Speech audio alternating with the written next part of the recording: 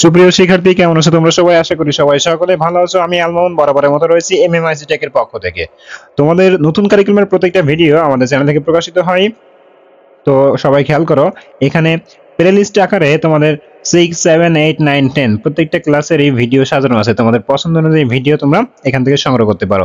এছাড়াও তোমরা প্রত্যেকটা ভিডিওর ডেসক্রিপশন বক্সে লিংক দেওয়া থাকবে, সেখান থেকে তোমরা সেই ভিডিওগুলো সংগ্রহ করতে পারো। তো যারা আমার চ্যানেলে নতুন তারা অবশ্যই চ্যানেলটাকে সাবস্ক্রাইব করবে এবং পাশে থাকা বেল আইকনটি বাজিয়ে দিবা। সুপ্রিয় শিক্ষার্থী, হিন্দু ধর্ম শিক্ষা ষষ্ঠ শ্রেণী, আজকে আমরা 47 নম্বর পৃষ্ঠা থেকে সমাধান করব। দেখো এখানে পোস্ট সংক্রান্ত যেটা দেওয়া রয়েছে এটা তোমরা সুন্দরভাবে পড়ে ফেলবে। এখানে চিত্র দেওয়া রয়েছে, চিত্রটা খুব ভালোভাবে বোঝার চেষ্টা করবে। এরপরে দেখো আমাদের কাজ দেওয়া আছে নিচে। কি বলা আছে? নিচের বাক্য থেকে শুদ্ধ অশুদ্ধ নির্ণয় করি। অর্থাৎ এখানে বলা আছে কোন বাক্যটা শুদ্ধ এবং কোন বাক্যটা অশুদ্ধ। অর্থাৎ সিম্পল ভাবে বলে যদি বলি ট্রু ফলস, একটা কথাই বলতে পারি ট্রু ফলস এরকম। তো শুদ্ধ হলে আমরা শুদ্ধ লিখবো, অশুদ্ধ হলে অশুদ্ধ লিখবো। তো চলো এটার আনসার স্ক্রিপ্ট আমরা দেখে ফেলি। দেখো, গণেশ দেবের শরীর হাতির মতো, এটা হলো অশুদ্ধ। সঠিক উত্তর হলো গণেশ দেবের মাথা হাতির মতো। এরপর দেখো 2 নম্বরে ছিল বিদ্যার আলো দিয়ে অবিদ্যার অন্ধকার দূর করেন সরস্বতী দেবী, এটা হলো শুদ্ধ। এরপর দেখো নবান্নে দেবী শ্রীলক্ষ্মীর পূজা করা হয় কারণ তিনি শক্তির দেবী, এটা হলো অশুদ্ধ। বলা হয়েছে নবান্নে দেবী শ্রীলক্ষ্মীর পূজা করা হয় কারণ তিনি শস্যের অধিষ্ঠাত্রী দেবী।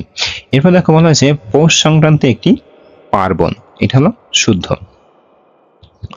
আর সর্বশেষ যেটা দেখো বলা হয়েছে সকল কাজের পরে গণেশ দেবতাকে স্মরণ বা পূজা শুভকর ও মঙ্গলজনক, এটা হলো অশুদ্ধ। বলা হয়েছে সকল কাজের আগে গণেশ দেবতাকে স্মরণ বা পূজা শুভকর ও মঙ্গলজনক। সুপ্রিয় শিক্ষার্থী, আশা করি তোমাদের এই বাক্য শুদ্ধ অশুদ্ধ এটা ক্লিয়ার হয়েছে। এবার দেখো এখানে বলা হয়েছে সম্প্রতি পালিত হয়েছে এমন একটি পার্বণে অংশগ্রহণের অভিজ্ঞতা বর্ণনা দিয়ে নিচের বাক্সে লিখি, তারপর সেই অভিজ্ঞতা শ্রেণীতে উপস্থাপনা করি। অর্থাৎ সম্প্রতি খুব শীঘ্রই, খুব অল্প কিছুদিনের ভিতরে তুমি কোনো একটা পার্বণে অংশগ্রহণ করেছিলে, সেটা তোমাকে এখানে বর্ণনা করে লিখতে হবে। তো দেখো আমি এখানে দিয়েছি, আমি সুরভি রানী। আমাদের বিভিন্ন উৎসব আয়োজনের অন্যতম একটি পার্বণ আমি সম্প্রতি অংশ নেওয়া পৌষ সংক্রান্তি পার্বণের অভিজ্ঞতা শেয়ার করছি। বাংলা মাসের শেষ দিনকে বলা হয় সংক্রান্তি। বাঙালি সংস্কৃতিতে পৌষ সংক্রান্তি একটি বিশেষ পার্বণের দিন। তারপর দেখো বাংলা পৌষ মাসের শেষ দিনে পৌষ সংক্রান্তি পালন করা হয়। সেদিন আমি ঘুম থেকে ভোরে উঠে স্নান সেরে শ্রেত ভদ্র ও পরিচ্ছন্ন পোশাক পরে অন্যদের সাথে উঠানে জামায়াতে হই। আমার মা ও দিদিরা বিভিন্ন রকম পিঠার আয়োজন করে। বড় একটি মাঠে আমরা বন্ধুরা ও এলাকাবাসীরা পাশে ঘুড়ি ওড়ানো সহ নানা রকম উৎসবের আয়োজন করি। আমিও অন্যদের সাথে ঘুড়ি উৎসবে অংশ নিতে একটি ঘুড়ি কিনে ওড়াই।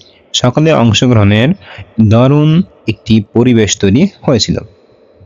আমরা এদিন অনেক আনন্দ করেছি এবং বিভিন্ন রকম পিঠা খেয়েছি। আমার বাবা বলেন এই অনুষ্ঠানটি কোথাও কোথাও সাকরাইন নামে পরিচিত। বাবার কাছ থেকে এটি শুনে আমার নতুন আরেকটি অভিজ্ঞতা হয়েছে। সুপ্রিয় শিক্ষার্থী, আশা করি তোমাদের 47 এবং 48 নম্বর যে পৃষ্ঠা যে কাজগুলো ছিল সেগুলো খুব সুন্দরভাবে ক্লিয়ার হয়েছে। এরপরে আমরা শুরু করবো এরপরে যে কাজগুলো রয়েছে। সবাই ভালো থাকো, সুস্থ থাকো এবং আমাদের সঙ্গেই থাকো। ধন্যবাদ সবাইকে।